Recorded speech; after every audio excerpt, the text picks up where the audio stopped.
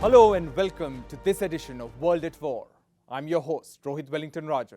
On the 27th of June, 17-year-old Nahel was shot in the chest from point-blank range by the French police in the Parisian suburb of Nanterre. His crime was that he hadn't stopped during a routine police check. The teenager had no criminal record. This killing by the police has now sparked a wave of unrest, which the French police have been simply unable to clamp down on. French President Emmanuel Macron has deemed the shooting to death of the teenager as inexcusable. But this is not the only shooting to death incident by the French police during a routine traffic check. There have been a spate of incidents in the last 18 months where the record of the French police has been called into question. So why are incidents of deadly police shootings in France on the rise? Our next report gets you the details.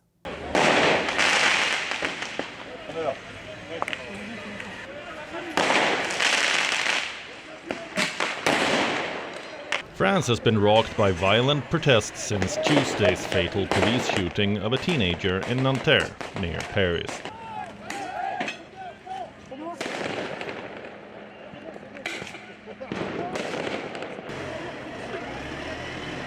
The 17-year-old, identified only by his first name, Nehal, was shot point blank during a traffic stop that was captured on video. Major French cities were convulsed by successive nights of protests in which cars were torched, buildings vandalized, and hundreds were arrested across the country.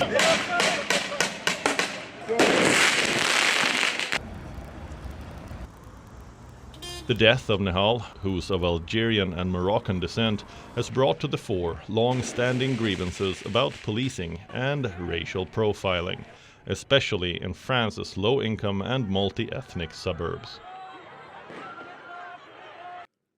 Today, there is shock, mourning, anger, and it's up to the courts to answer to that. I'm aware of the daily commitment of our police officers and gendarmes in the field. They know that wearing the uniform means fulfilling a duty to set an example. The shocking images broadcasted yesterday show an intervention that clearly does not seem to comply with the rules of engagement of our law enforcement officers. Sensing the urgency of the situation, about 40,000 police and gendarmes, along with elite raid and Gigny units, were deployed. Curfew has been issued in municipalities around Paris, and bans on public gatherings instated in Lille and Tourcoing in the country's north. Despite these drastic measures, violence and damage to public property and buildings has been reported in multiple areas.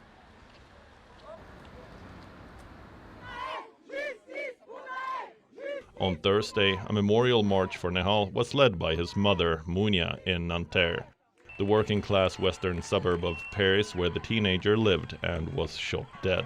The tribute march, though, ended abruptly, with riot police firing tear gas at protesters. He's a young boy. He's very kind. He's not evil. He's not a thug. What the media are saying about him is not true. His mum raised him well. His grandmother we know here around the neighborhood. She's kind and helpful. She loves everyone. The young man left us for nothing. We're not saying we're not contradicting the state. We're not contradicting the legal or police procedure. Yes, he was driving a car without a license. He tried to flee, but he should not have been killed. That's all. They shouldn't have fired.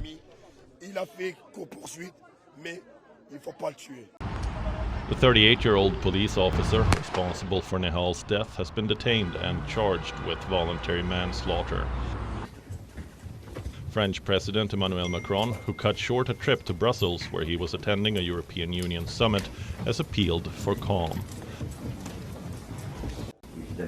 But thousands have continued to protest what they perceive as a culture of police impunity and a failure to reform law enforcement in a country that has experienced waves of rioting and protests over police conduct in the past. I think our police are tired. Our police need training. Our police need more people. They are exhausted and it gets even more out of hand. And within the same police, there is racism.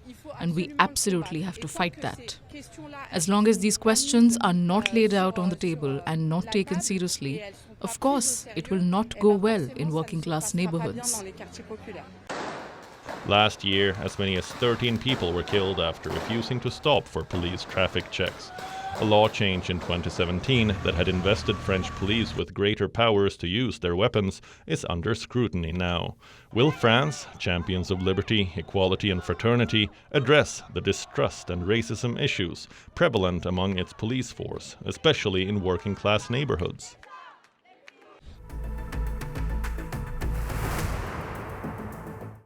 The civil war that is raging in Sudan has almost disappeared from the global headlines. But that does not mean that the fighting in the troubled nation has stopped. There are now troubling reports that are emerging from West Darfur, where the rebel RSF forces are again being accused of ethnic cleansing. Remember, 20 years ago, the Janjaweed militia from which the Rapid Support Forces had emerged had wreaked terrible violence on the people of Darfur. And now, an estimated 5,000 people have been killed and over 8,000 others have been injured in the capital of West Darfur in a war that has been described as the Battle of the Generals. So why is the civil war in Sudan increasingly acquiring an ethnic dimension? Our next report explores. Sudan descended into chaos in mid-April after fighting erupted between the Sudanese military led by General Abdel Fattah Burhan and the paramilitary Rapid Support Forces commanded by General Mohammed Hamdan Dagalo. According to Sudan's health ministry, in bloody, pitched battles since then, more than 3,000 people have been killed, while about 2.5 million people have been internally displaced. The deadliest violence, though, has raged in Darfur, a vast western region on the border with Chad. The situation in Darfur is probably the one that is worrying us the most. Access into Darfur is limited, but we are hearing from those who are crossing into Chad a very difficult situation in Darfur. We're also seeing more and more of those who cross into Chad arriving with injuries. United Nations has warned of possible crimes against humanity and said that the conflict has taken an ethnic dimension. More than 150,000 people have fled Darfur over the border into Chad. It's clear that there is an intensification of the conflict in Darfur. We see that the ethnic dimension that we saw in the past is coming back, unfortunately. At the beginning, we were talking about a conflict between the government armed forces and the Rapid Support Forces, but today we see a spreading and an intensifying conflict. So indeed, the people arriving, a lot of women and children arrive with injuries. So it's very worrying, and we call on all the parties to the conflict to protect civilians. But witness accounts of summary executions and the targeting of civilians on the road from El Geneina, West Darfur's capital, to the border have also emerged. I am particularly concerned by reports of gender-based and sexual violence and by the ethnic dimension of the violence in Geneina. Targeted attacks against civilians based on their ethnic identities could amount to crimes against humanity. In little more than 2 months, 2 million people have been forced from their homes, seeking refuge in safer parts of Sudan or across borders. Close to 500,000 people have already crossed borders into neighboring countries. Reports of dead bodies scattered along the road and the stench of decomposition have grabbed headlines across the world. United Nations has urged for an immediate stop to the killings of people fleeing El Geneina by Arab militias, aided by the paramilitary Rapid Support Forces. These militias have allegedly targeted men from the non-Arab Masalit people. 20 years ago, former strongman Omar al-Bashir had unleashed Janjaweed militia to crush a rebellion by ethnic minorities in Darfur. Charges of genocide, war crimes and crimes against humanity had been leveled against Bashir at the time. Dagalo's rapid support forces have their origins in the dreaded Janjaweed militias. At a time when no side appears willing to stand down, the risk of this conflict exacerbating into a prolonged one is getting more real by the day.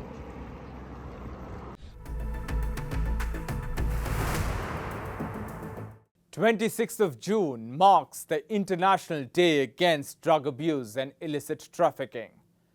Military junta of Myanmar marked the occasion by torching almost $500 million worth of seized illegal drugs in the commercial hub of Yangon. Myanmar, along with neighboring Laos and Thailand, forms the Golden Triangle, which has long been a hotbed of illegal drug production and trafficking. But is the Myanmar junta really serious about ending the lucrative trade? United Nations reported record seizures of crystal meth last year. Additionally, there has been a revival in opium poppy farming in the chaos unleashed by the military coup in 2021. Some analysts perceive the Myanmar army as the ultimate protection cartel of the trade. Our next report has more. The Southeast Asian nation of Myanmar has a long history of drug production. Inextricably linked to the political and economic insecurity caused by decades of armed conflict. A major producer and exporter of methamphetamine, Myanmar is also the world's second largest opium and heroin producer after Afghanistan. Repeated attempts to promote alternative legal crops among farmers haven't yielded much positive result. On the 26th of June, in a televised spectacle, military junta of Myanmar incinerated more than $446 million worth of the seized illegal drugs to mark the International Anti-Drug Trafficking Day. The destroyed drugs included opium, heroin, methamphetamine, marijuana, kratom, ketamine, and crystal meth, also known as ice. Last year, also, authorities in Myanmar burned a total of more than $642 million worth of seized drugs. But is there more to this spectacle than meets the eye? United Nations experts have warned of ramping up of production of opium, heroin, and methamphetamine in Myanmar, to such an extent that exports of these drugs is threatening to expand in markets of South and Southeast Asia. As per United Nations' latest report, opium cultivation in military-ruled Myanmar shot up by 33% last year, thereby reversing a 6-year downward trend in the strife-torn nation. The area under cultivation for opium poppy is now at just over 40,000 hectares, around half the size of New York City. Myanmar's Shan state, home to a patchwork of ethnic rebel groups and militias aligned with the country's army, is Southeast Asia's primary source of meth. Powerful regional trafficking networks, increasingly emboldened, operate with a high degree of assurance that their operations will continue unhindered. Such has been the abundance that wholesale and retail prices for meth across Southeast Asia are either falling or at record low prices. Analysts are of the opinion that the Myanmar military, which ousted a democratically elected government and seized power in February 2021, is not really serious about ending the lucrative drug trade. In a rare admission, the head of Myanmar's Central Committee for Drug Abuse Control said that its efforts to crush the multi-billion-dollar trade were having no effect. Given such a dismal scenario, the Myanmar military has a tough battle ahead. Not just to stop a surge in the production and trafficking of narcotics, but also induce a change in perception.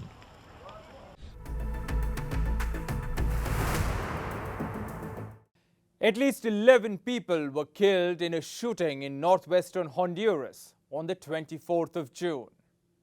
People celebrating a birthday party were shot by suspected hitmen hired by drug traffickers.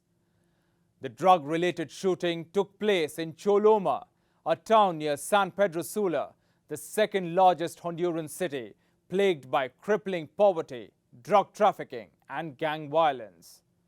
President Xiomara Castro ordered a special curfew for Choloma from 9 p.m. to 4 a.m.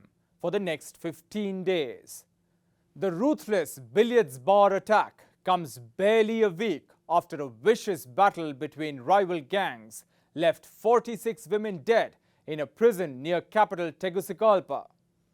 Cracking the whip, government announced that military police will take control of Honduras's 21 prisons for 1 year, starting the 1st of July.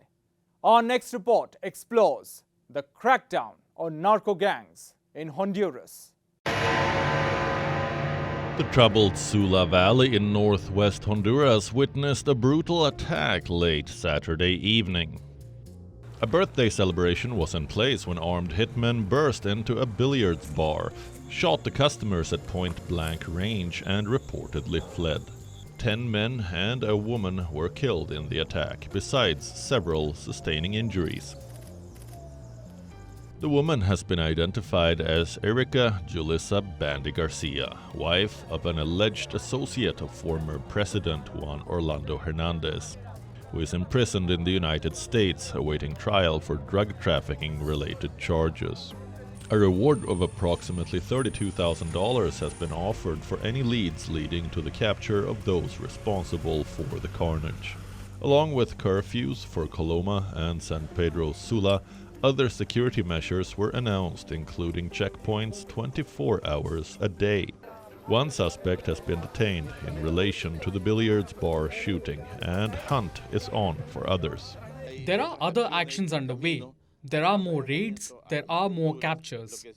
What I can say and guarantee is that we have already fully identified the participation of several people in the pool hall killings. The billiards bar attack has come on the heels of gang-related massacre of 46 female inmates at a women's prison in Tamara on the 20th of June. The massacre in Tamara, the worst atrocity at a women's prison in recent memory, outraged the Central American nation and sparked raids, curfews, and a crackdown. Police are also investigating the possibility of a connection between the Tamara massacre and the billiards bar shooting. Following the wave of drug trafficking-linked violence, the Honduran government exhibited its resolve to crack down on gangs. Last week, Honduran president put the military police in charge of the country's poorly run 21 prisons and gave them a year to train 2,000 new prison guards. In an exhaustive sweep of prisons on the 26th of June, military police seized pistols, machine guns, magazines, and grenades. Following the President's order, we have started transitioning the prisons from the National Police to the Military Police. We have begun the searches in order to take control of the jails. What you see here only corresponds to one of the modules where the Barrio 18 gang was installed. What you see here corresponds to only one module of the entire Tamara prison. This is only 5% of the inspections of the prison. In an official video released by Honduran Defense Ministry, hundreds of shirtless male inmates, many of them tattooed and with their heads shaved, could be seen arranged on the floors, with their arms over their heads, guarded by heavily armed soldiers. The prison sweep echoed the harsh tactics introduced last year by the Salvadoran president, Nayib Bukele, during his crackdown on gangs. Bukele's severe tactics elicited allegations of human rights abuses, but proved popular with the residents of El Salvador. How successful will this new zero-tolerance, no-privileges prisons setup be in Honduras? And more importantly, at what cost?